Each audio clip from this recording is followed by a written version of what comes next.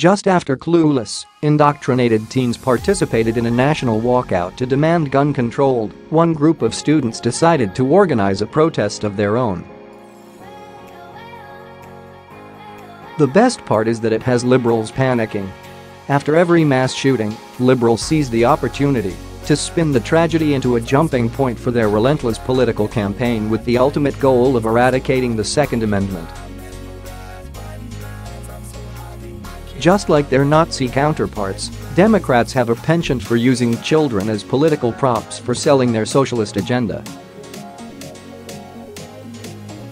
Pathetically, their most recent attacks on the Second Amendment have been launched while hiding behind teen survivors of the Marjory Stoneman Douglas High School shooting. Disturbingly, the left has manipulated these impressionable young people to proactively protest in favor of giving up their own basic human right to self-defense as well as stripping tens of millions of law-abiding gun owners from theirs. Thanks to liberal propaganda, thousands of ignorant students participated in the National School Walkout to demand communist gun control on March 14.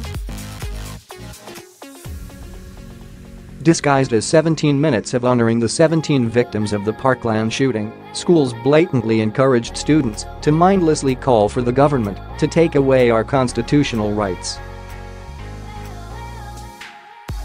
Unfortunately for them, some of their students have discovered what it means to question the liberal bias with facts and logic. In response to the liberal anti-gun walkout, a group of students has come forward to test and expose their school's bias by staging a walkout of their own to protest against abortion and honor the hundreds of millions of babies slaughtered since Planned Parenthood's racist foundation, according to the Dail Wire.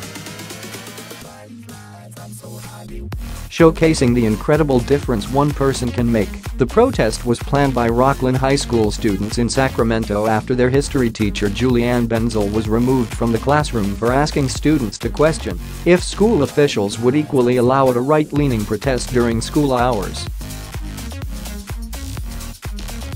The movement has been spearheaded by Rocklin High School student Brandon Gillespie, who began to question the public school system's motives for the anti-gun walkout after Benzel planted the seed of critical thinking in her students, CBS Sacramento reports.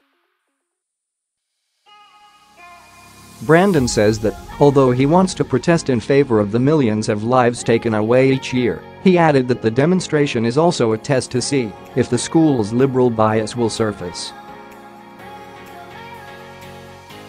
Benzel was controversially placed on administrative leave, not for encouraging students to refrain from engaging in the walkout, but prompting them to question if they thought the school would equally encourage them to participate if the protest was against abortion, for example.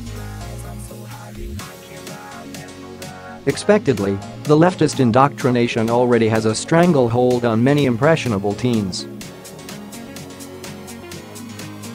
Naeirika Neev, the school newspaper's editor, hypocritically objected to conservatives having a protest of their own. In fact, she absurdly suggested that she's using number and autismo in order to ironically promote peace by taking a stand against anti-abortion protesters who simply don't want Americans to have the right to rip the still beating hearts out of unborn children.